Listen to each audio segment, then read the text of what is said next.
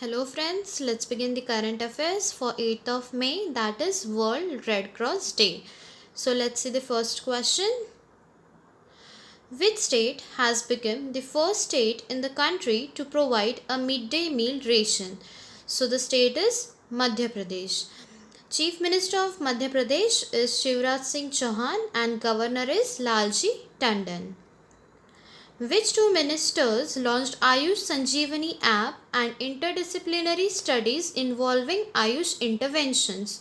So it was launched by Union Health Minister Dr. Harshvardhan and Minister of State in the Ministry of Ayush Shripad Yeso Nayak.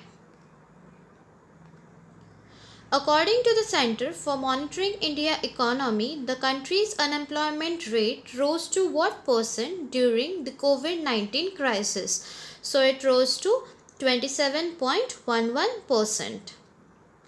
Which country's currency will convert from Riyal to Toman by slashing 4 zeros from its currency?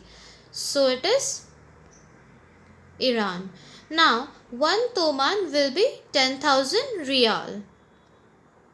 The United Nations Environment Programme has extended whose term as its National Goodwill Ambassador for another 2 years till the end of 2022.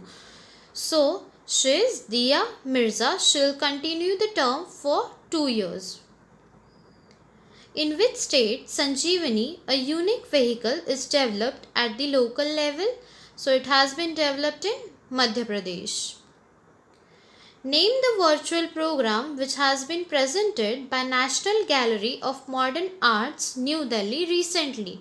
So the program is National Gallery of Modern Arts के संग्रह से. National Gallery of Modern Arts, New Delhi has presented virtual program NGMA के संग्रह से. What is the theme of this program? So the theme is Artist by Artists. Who has been sworn in as 6th Prime Minister of Iraq? So he is Mustafa Al-Kadhimi.